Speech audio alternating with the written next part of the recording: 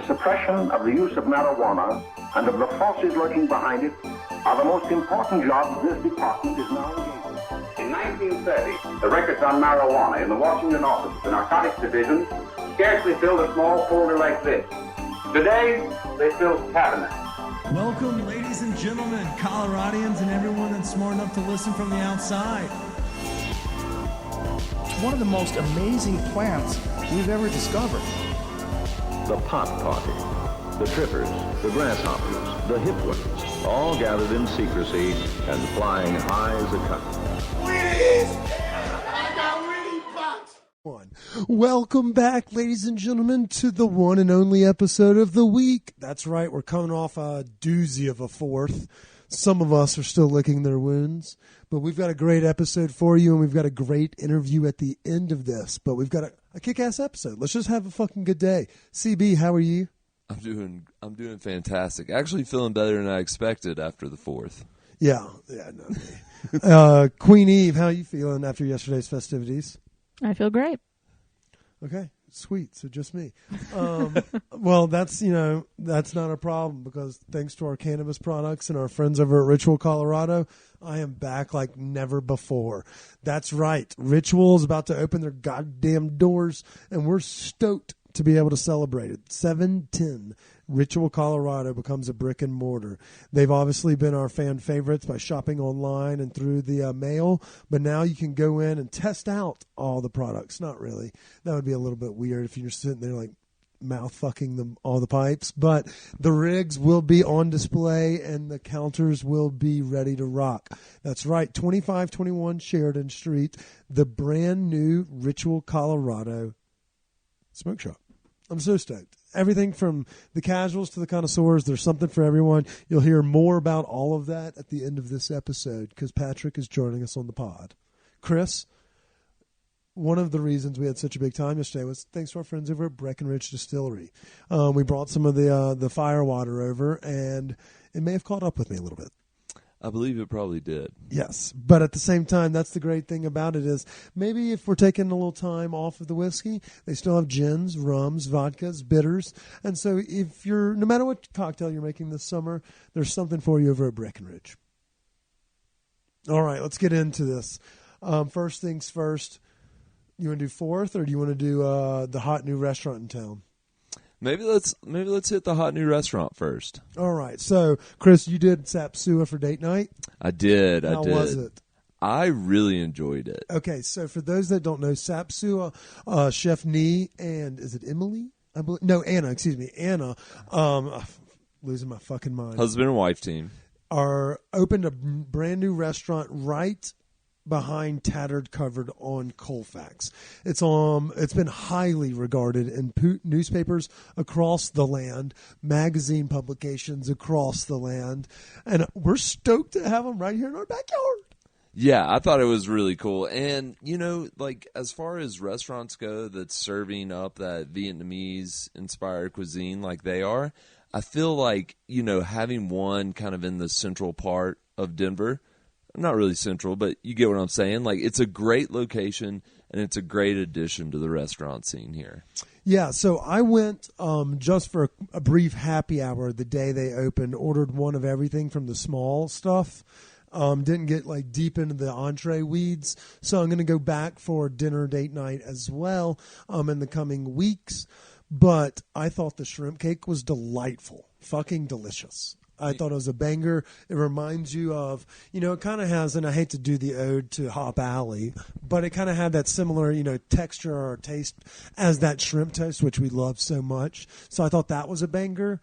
And then they have like crudos and tartars. But one thing I thought that was kind of fun was they incorporated those Vietnamese flavors, into different style dishes. So it wasn't just like upscale Vietnamese food, like what you think of when you go maybe to one of the casual spots, maybe along Federal or something along those lines. Right. They changed the game, but then you recognize some of those flavor profiles and you're like, holy cow, that, I recognize those. And then there's a lot of citrus, herbs, vegetables, a lot of greenery. Yeah, I'd say the shrimp cake was a definite, like, high on the list on things that I was really my enjoyed. Would bang again. But at the same time, I thought like the simple charred cabbage dish was fucking great. And I think like the anchovy breadcrumbs, like they were crunchy, and then the egg yolk that it was on just made a great like pairing. If you got the cabbage, kind of scooped up some of that egg yolk and the anchovy breadcrumbs, that was a beautiful bite. The cabbage was good, and you'll probably see a lot of that. I think that was what they used for the Bon Appetit picture. I think it's on their talk page. So it's kind of not necessarily the bread and butter, but it's one of their staples, I guess, that they're highlighting on the menu. And it really was great. Like, I loved the char on the cabbage, had some nice flavor. I'm not necessarily an anti-egg yolk guy in any way. I thought it was an interesting sauce on the bottom. I don't know, like, I'm not sure if I could have gone without. If it wasn't there, I would have been I wouldn't have been lacking anything either. Like, I thought that thing was fucking delicious. And then the hamachi crudo is what I didn't have the collar, but I had the crudo, and that one had a lot of like that leche de tigre, citrus forward, and then the tartare had those rice cake that was just gorgeous. As our rice paper like chips, it was awesome. Yeah, we ended up we did the shrimp cake, we did the charred cabbage, and then we enjoyed the rice porridge chicken spring vegetables dish, which How's that? Because it was really good. When I see porridge, it doesn't jump out at me like, ooh, I want to fuck that. Yeah, no, I mean it's called, I guess, chow ga. I don't know if we pronounce that right or not. But anyways, yeah, so it's kind of like, it's almost like a soupy, kind of creamy texture, and there's bits of chicken in there that was really good, and there was a little bit of heat to it. I mean, it wasn't much, but it was enough to give you like a little bit of a spice to kind of bring that dish up. Tickle your pickle a little bit? Yeah, and then, we obviously had to get the tomato toast. Okay, so they're pairing with Get Rights. I forgot about the tomato toast. The Get Rights bread, they also use it for the chicken liver mousse or the pate. That shit is just so fucking good. Dude, it was really good. And like, honestly, and then when you toss it in fucking tomato juice and then dress it with a fuck ton of tomatoes. Yeah, and so if you're looking for like a crispy piece of toast, this isn't going to be it. Not the tomato, but you get that with the pate. Right. With this one you get like it's a really simple dish, but it's good. The bread's good. The way they do the tomato on top with the crispy shallots is really good.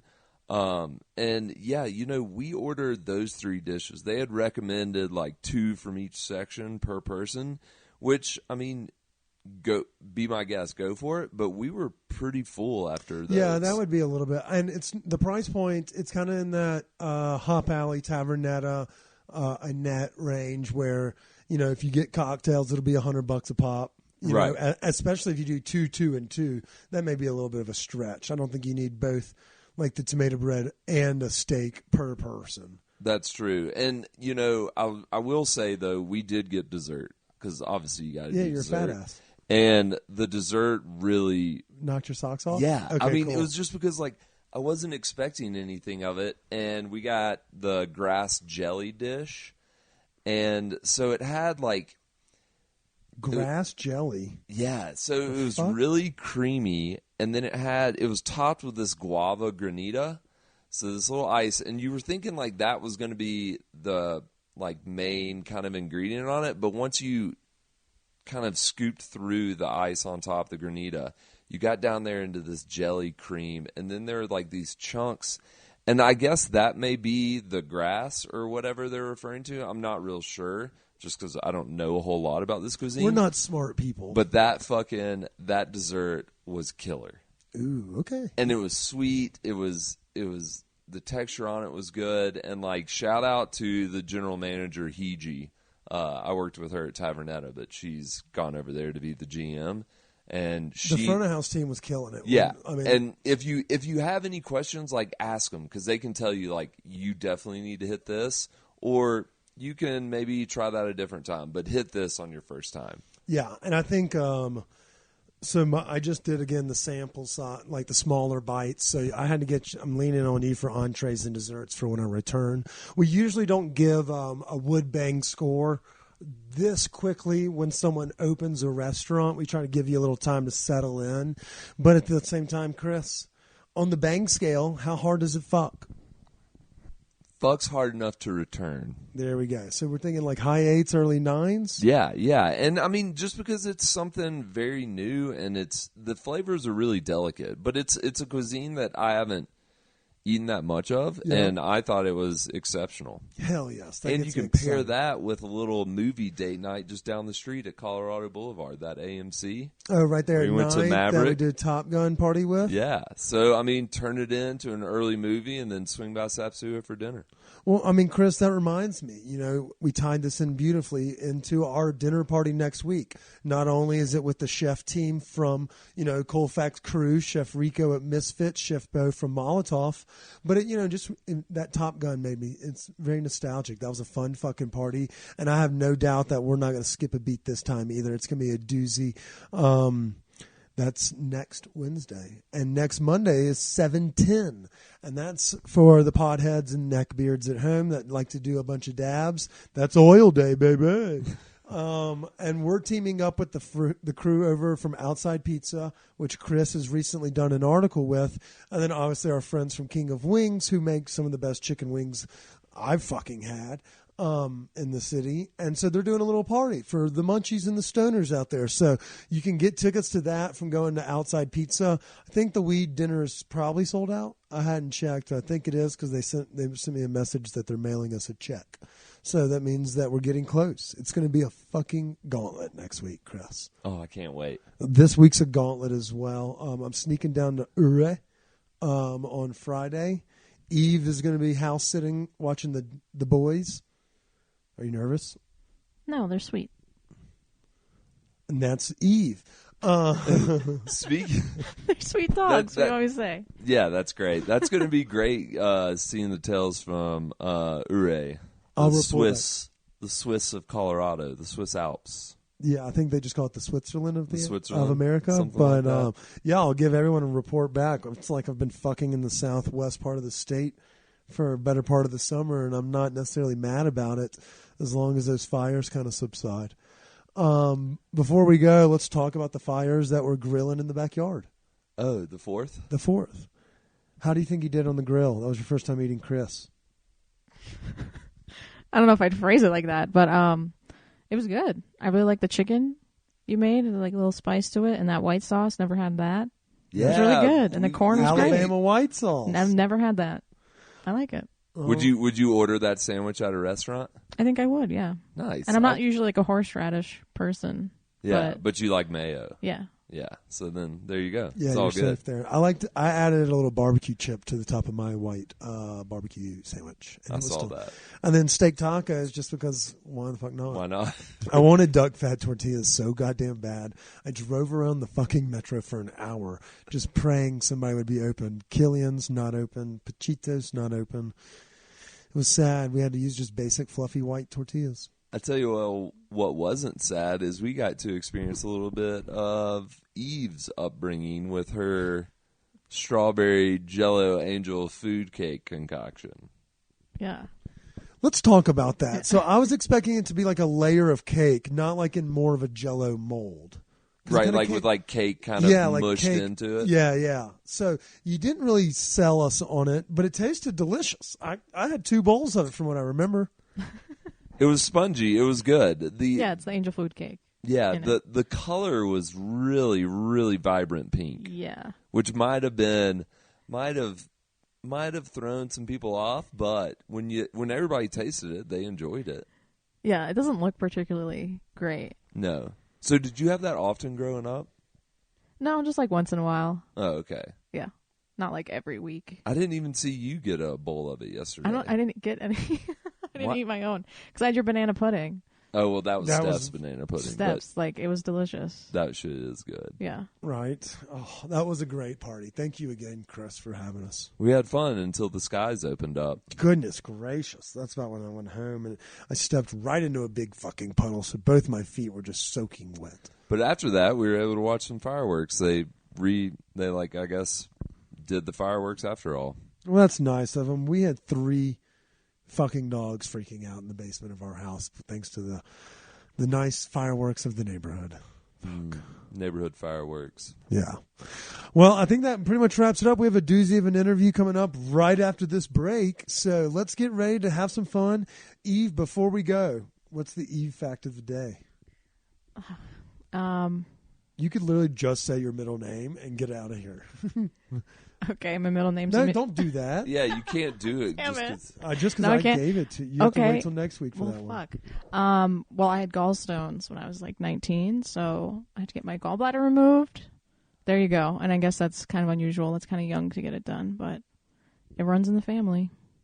That is really young. Have you had Yeah. your gallbladder removed, Chris? No, It mine's does still not good. run in the Stone Appetit family at all. In my family. Oh, it's genetic? Yeah. Oh, well, I'm sorry to hear that for the gallbladders of the pads. It's okay. So you've gone under the knife before. Yeah, but it was like laparoscopically, so it's just a couple little slits. Yeah. That was it. It was What's very your chill. stance on general anesthesia? Do you like it? Would you prefer a nerve block and a local sedation? I don't have a preference, but the pain meds after are pretty sweet. Fuck. We have to have a conversation with her about that. Fentanyl's killing millions of people, and you shouldn't joke about that. I think that's a pretty good episode. We learned about Eve's lack of gallbladder. We recapped the new hip restaurant in town, and we talked about the best dishes from the 4th. I thought the chicken was a solid bite. Good job. That was really good. Anything else, Eve? Anything we missed? Nope, that's it. Oh, yeah, fuck the Supreme Court. Forgot about that. Yeah, they're the fucking worst. Yeah, And they are the 303 worst. Creative. I hope she stubs her toe and gets herpes. Oh, also, one thing I recently was alerted to is the fact that all the pizzeria locality locations will be closing. Yeah. Well, that's a Chipotle subsidiary. Yeah. I think they got Frosca didn't have that one, but they ended up moving. The one up in Boulder is now Pizzeria Alberco. Also, the Grateful Dead was fucking awesome. I'm exhausted, Yeah. but This was a short episode for a short week. yeah, and I'm tired and I'm ready to go home and go to bed. Until next week, stay high, stay hungry. Visit Sap Sua. Have a good weekend. Cheers. And now it's time for our interview of the week, presented by... Actually, we have to change who it's presented by because our guest, as we alluded to earlier in the episode, is one of our sponsors of the podcast, and we're fucking fired up. But so yeah, this episode this is presented by Starbuds. And don't forget our dinner next week, the Starbuds dinner next week. That's what it is.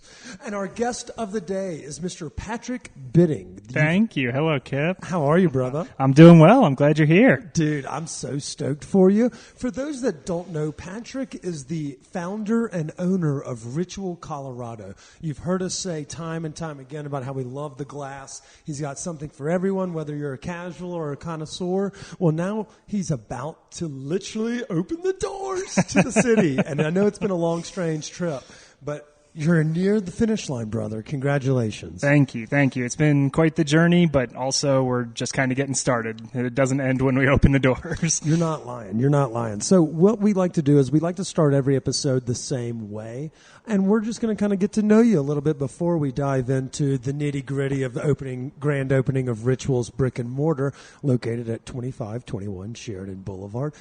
Are you a transplant or a native to Colorado, Patrick? Transplant. Been here a little over 8 years now. Where'd you come from? Where'd you Came go? from Texas directly, but was born on the East Coast. Lived in Taiwan for a couple years, so I've moved around a fair amount. God damn, Taiwan? Taiwan, I yeah, didn't know 3 that. years there. I've known you for a hot minute now, and I didn't even realize that.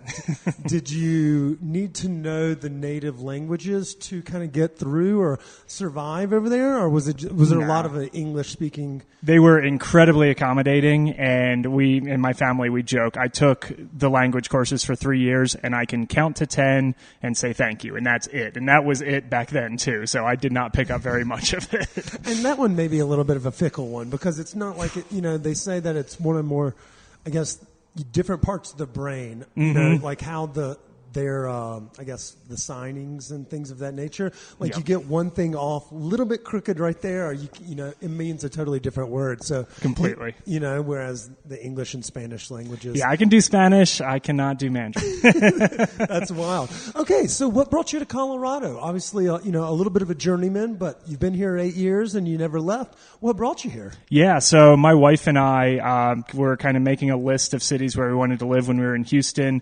Denver was top of of the list. We love the outdoors, big skier, big hiker, all of that stuff.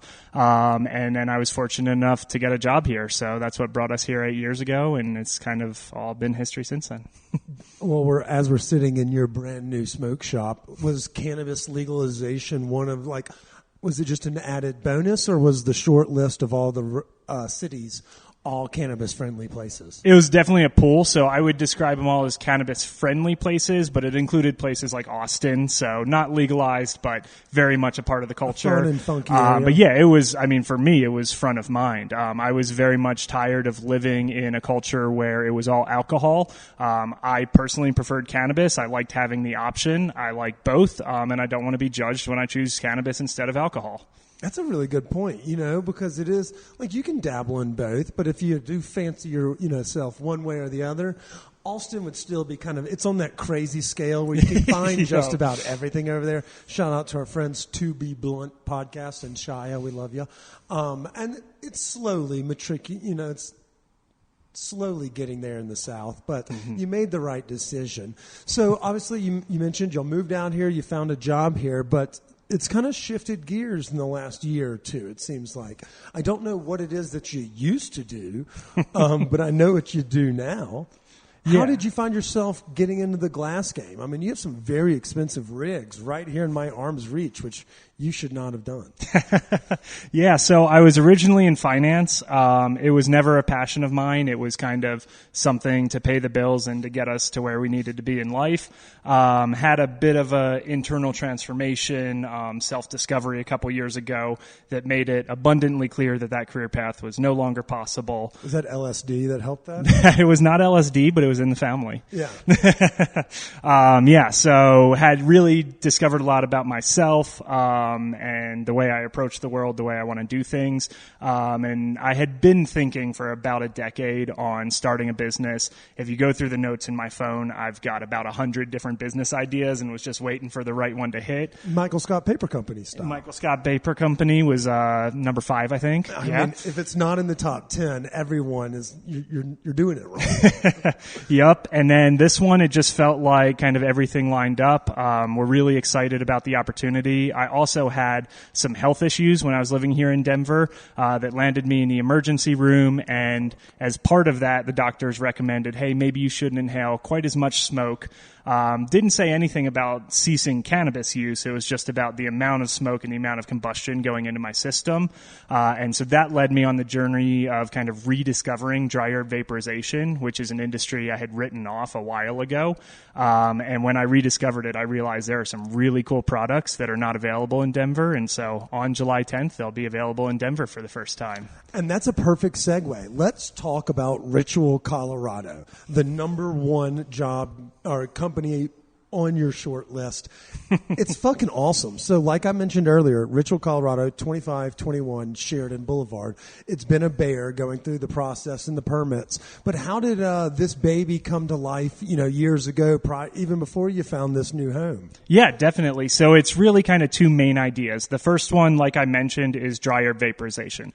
I think there's really cool stuff out there that because people have had experiences similar to mine, so I'll just give you a little background. When I was living in Houston, I went to the local smoke shop there, picked up a dry herb vaporizer. I won't put the company on blast, but it's a very well-known company that's carried a lot of places.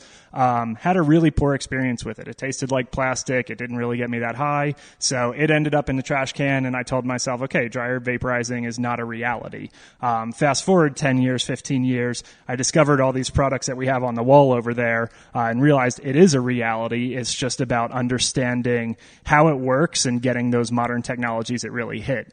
For us, especially with the Stoned Appetite dinner series, the Chroma Shop products we think have been really popular, which lets you hit a dry herb vaporizer through your piece of glass, through a bong, and it delivers that thick, satisfying vapor that is on par with smoking and with a dab. And in my opinion, it's the first time dry herb vapor has really been kind of one-for-one comparable with the other consumption methods, and we're just extremely excited about showing people that another way to consume your cannabis. Yeah, so you You've done our dab stations, as we've called it. We've done glass shows. But one thing you've definitely done at all of our dinners is it's an educational experience. You get to learn about, we hear the number one complaint of cannabis is not a safe medicine or something of that nature because of that conception, the misconception that it has to be, smoke inhaled lungs. So now obviously there's edibles and things of that nature. But like you said, there's been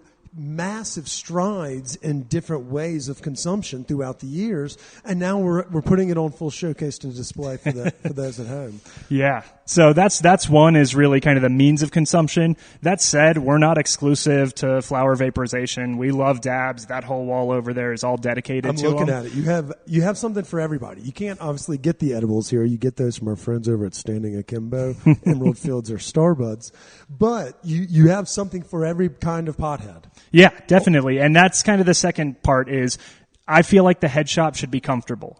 So this is our living room. We've really worked hard to try and set it up like that. It feels like it. We're sitting in these cool chairs, the MCM ashtrays, the swank table. It's a vibe in here. Yeah, so we want people to come hang out. It's kind of different than other smoke shops I've been to in the past, where they're kind of trying to move you in and out. I want you to come browse. We're going to have an iPad on the floor. It's going to have all the information on the products. So if you want to learn more, we're here to educate you. If you just want to hang out and listen to music, we're down for that too.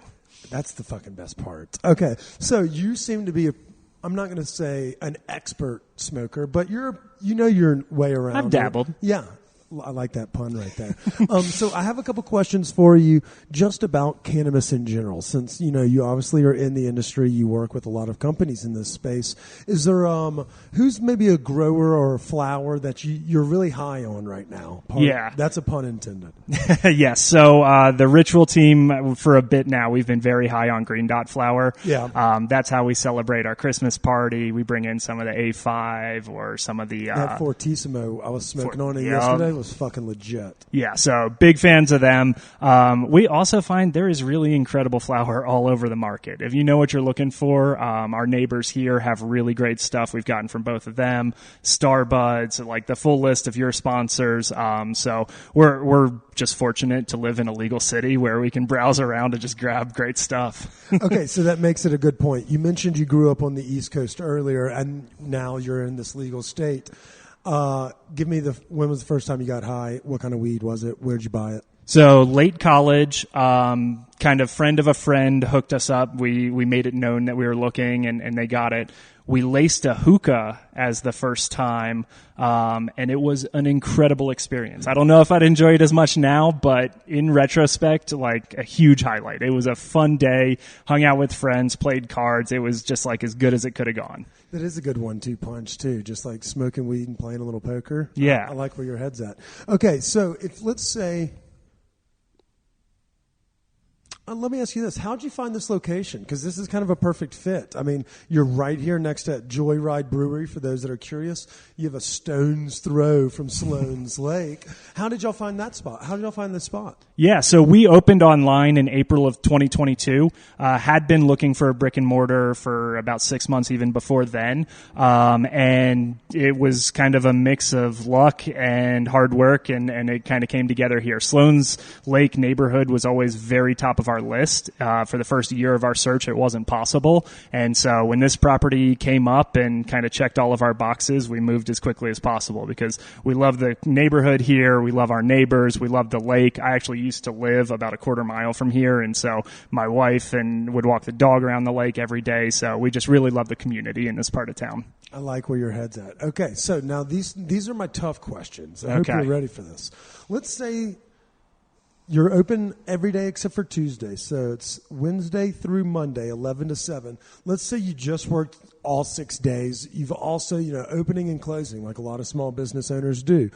You get home. What is that guilty pleasure, like stoner snack? You just want to get high, eat something delicious, and kick your feet up because you're aching. Yeah. What's that stoner delight you always keep in the fridge, freezer, or pantry? So I think we're in a similar boat on this one. For me, it's always mozzarella sticks. I always have them in the freezer. do a little toaster oven, get them nice and good, and then it's like a different sauce every time. Ooh. So sometimes it's like a homemade cane sauce. Recently, I've got that PKR Tingly Crisp. That's some mayo, a little bit of acid, and you're set. But that's definitely my go-to snack. I like where your head's at. Now, okay, that's going to make me do one of my tangents, famous tangents. Where's your favorite cheese stick in town?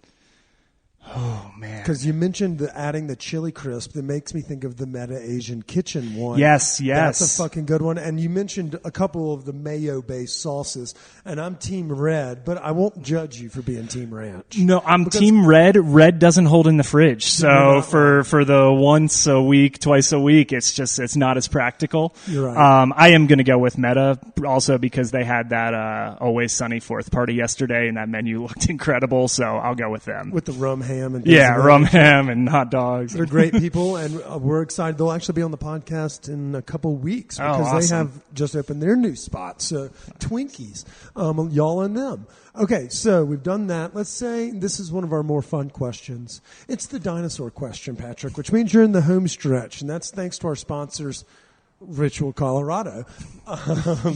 And Breckenridge Distilled Craft Cocktails. If you were a dinosaur, Patrick, what dinosaur would you be? I'm kind of feeling Stegosaurus. Big, a bit lumbering. It's been fairly frantic for the last 6 months in our life, and so the thought of just kind of trudging around and snacking is fairly appealing. Just a peaceful existence. Exactly. Is all you're looking for. You're not out there big enough, no one's messing with me. Yeah, you're not anybody else's dinner, but you're not out there having to be the early bird. That's like, if I don't, that's the only way I'm going to eat today. Yeah. Hey, give me those fucking plants. I love it. All right, Patrick. So you've kind of given us a quick rundown. Before we leave, I know everyone hears us do the ad reads. It's Ritual_Colorado. But if you can't make it over to the shop, maybe this week because of the grand opening, or you're just busy, or maybe you're listening to this from another community across the state or country, tell us a little bit about the website, how folks can go about it. Does the promo code Stoned Appetite still work? Stuff Absolutely, like that. Yeah. Okay, yeah, cool. So website is how we started over a year ago. It's kind of our bread and butter now, and so we really work to always keep it updated and keep the freshest on there. Ritual-co.com. That's www.ritual-co.com. And it has all the categories for everything you'll see in store, and it also has a contact form. So if you're ever on there and you don't know what you're looking for, just reach out. The whole team wants to help you have your best session.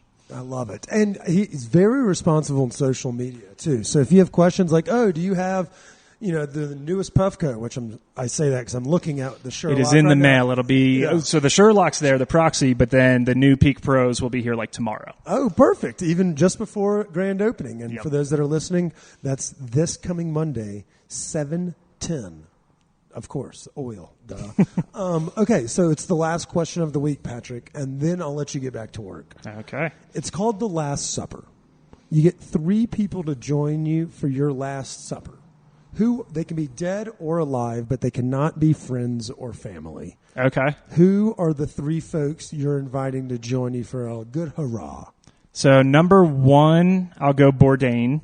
Nice. Huge respect, love his view on the world, and think that he was kind of instrumental to a lot of the way things work now. Number 2, I'll go Cal Ripken Jr., baseball player I admired my whole career, the Iron Horse, just known for longevity, showing up every day and playing his best. And then number 3, I think we'll go back to food, and I'll throw in David Chang.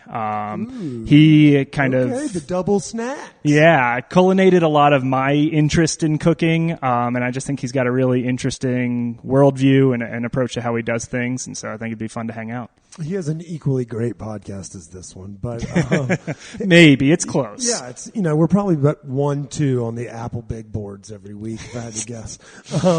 Patrick, I appreciate you taking the time to talk a little bit about Ritual, kind of give everybody a little bit more intricate details that we may leave off sometimes. But thanks for also believing in us. I really appreciate it, and you're not going to find bigger cheerleaders than Chris, Eve, and I for y'all's constant success.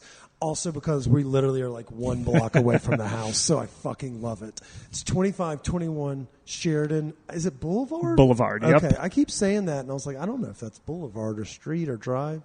But I just want to say thank you. And I'm very happy. Likewise, thank you guys. You're an incredible partner. We couldn't be happier to be working with you, and can't wait to see where this goes.